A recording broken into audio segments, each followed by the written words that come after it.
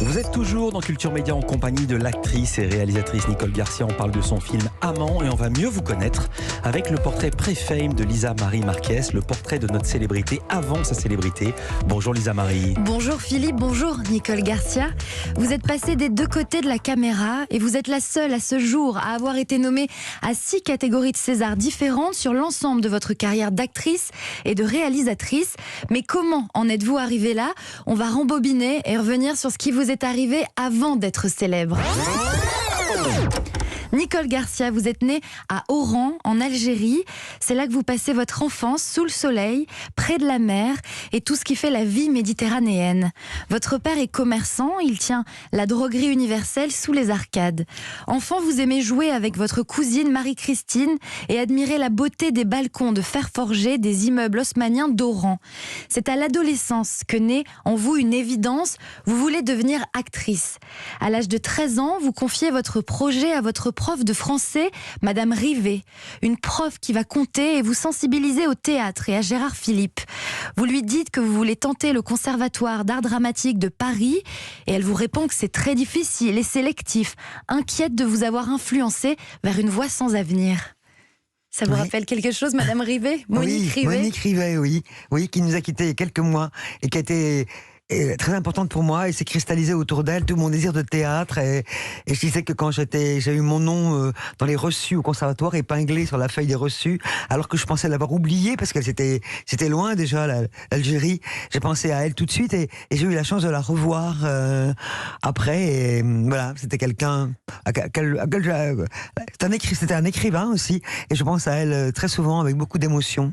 2 ans plus tard, c'est l'exil. Vous quittez votre terre natale, direction la France.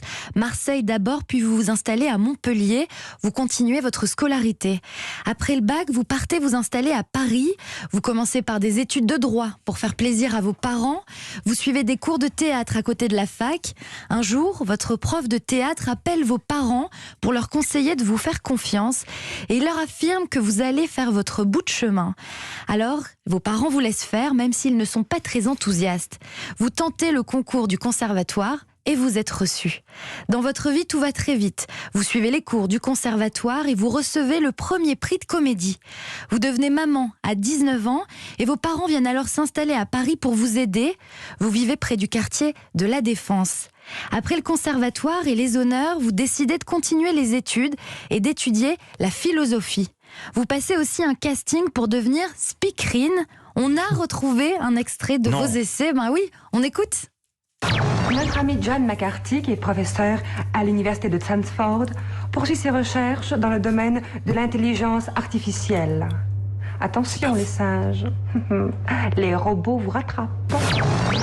C'est pas vous? Non, c'est drôle. On est une ravissante idiote dans ce truc, mais je sais pas. C'était pour faire un film où j'étais une speakerine. Je prenais pas vos places. Heureusement, j'avais peur. Heureusement. Un film pour être speakerine. Voilà. Je crois me souvenir de ça. Ouais. Puis un jeune comédien, Pierre Chenet, souffle votre nom au théâtre des Amandiers.